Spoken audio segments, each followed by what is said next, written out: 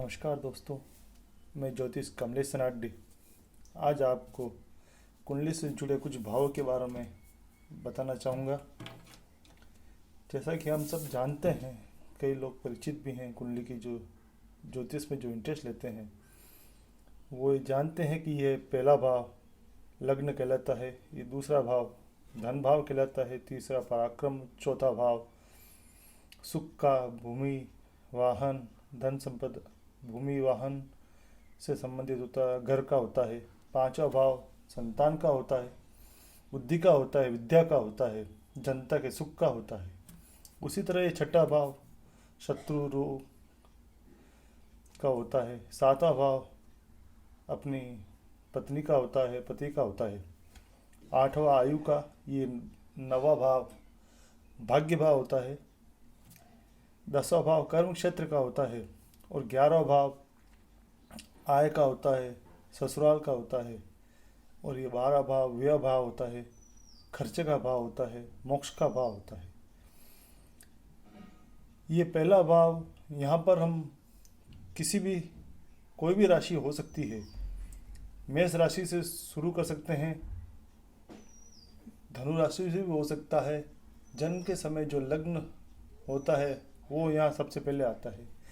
तो किसी का तुला लग्न, किसी का वृश्चिक लग्न, कई मकर लग्न भी हो सकता है। हम यहाँ उदाहरण के रूप में मकर लग्न को प्रस्तुत करते हैं।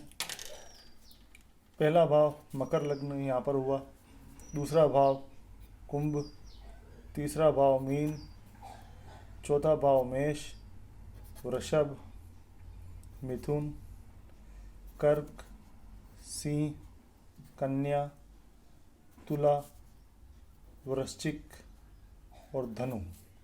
इस तरह कुंडली में राशियां विराजमान हुई। अब बात करते हैं हम ग्रहों की।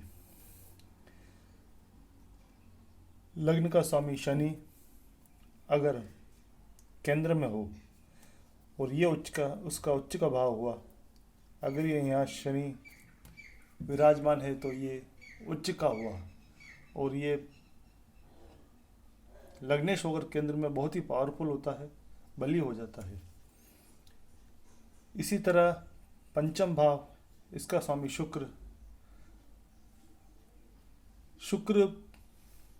केंद्र और त्रिकोण का स्वामी होने से मकर लग्न में योगकारी हुआ। योगकारी होने पर अगर शुक्र केंद्र या त्रिकोण में या लग्नेश के साथ कहीं पर भी लग्नेश के साथ विराजमान हो जाता है तो वो भी बली हो जाता है और इस तरह एक राजयोग का निर्माण करता है। इसी तरह हम अपने वीडियो में अगले क्रम में कई और योगों का निर्माण और उस पर चर्चा करेंगे। धन्यवाद।